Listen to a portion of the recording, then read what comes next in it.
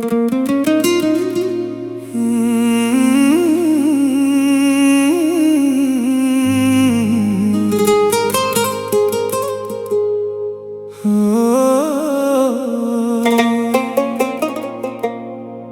شب په بیا د سپوږمۍ تر را لاندې ناست یم، د خاموشو ستورو په منزل کې ستا نوم اخلم. د باد هر څپه ستا د یادونو پیغام راوړي، او زما زړه د پخوانیو کیسو پارې اړوي.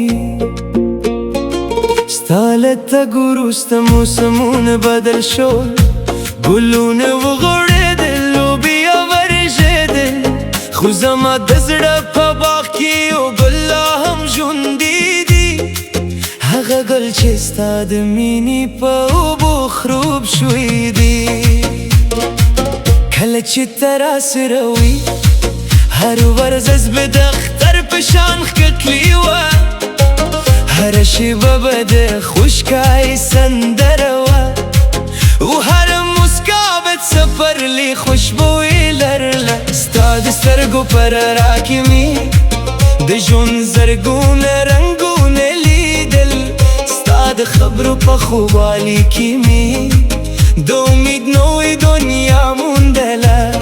ما به ستا د لاسونو په تودوخه د ژمي ساړه هېرول، او ستا د خندا په اواز کې به مې د زړه ټول دردونه ورکول. راشه جانانه زما د زړه دنیا ته راشه، راشه جانانه زما درمانونو را راشه، ستا له مینې پرته ده ژوند نیمګړی ښکاري. راشه جانانه بیا زما د ژوند معنا شه، ستا نوم زما د عاده، ستا یاد زما وفا ده، تر وروستۍ سلګۍ پورې به ستا یم، ځکه ته زما د زړه تر ټولو ښکلې هیله یې.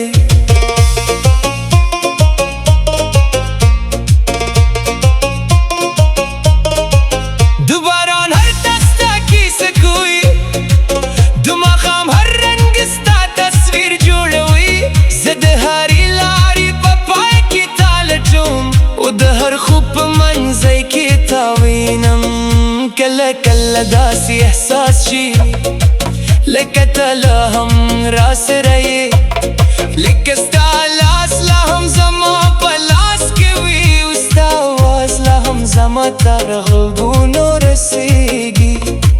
خو چې سترګې پرانیزم یوازې خاموشي پاتې وي، یوازې یادونه پاتې وي، او یو بد انتظار پاتې وي.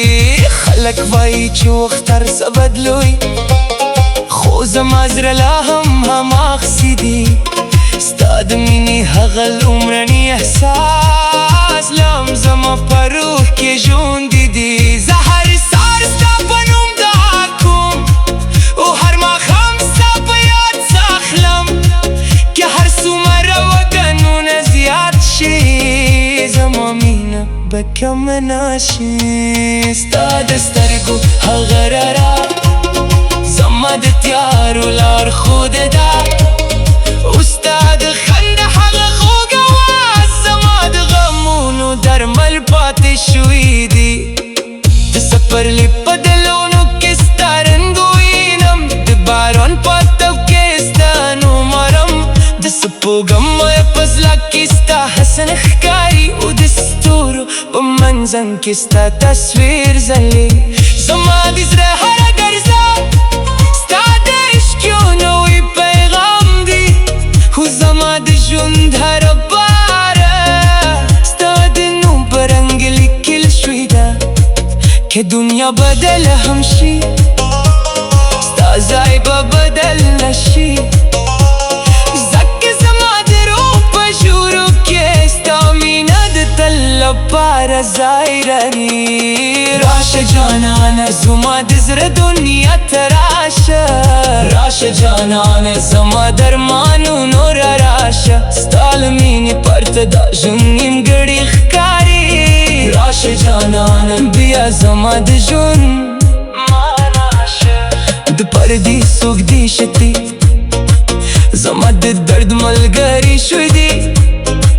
د خاموشه دیوالونه زما د سلګیو شاهدان شوی دی. زه د ستورو نه ستا پوښتنه کوم، د سپوږم نه ستا خبر غواړم، خو هغې هم زما په شان چوپ وي او یوازې روا خبر وي. هر شپه د امید یو څراغ بلوم چې شاید ته بیرته راشي، چې شاید دا د انتظار ختم شي او زما دعا قبوله شي، که یو ورځ بیرته راشي.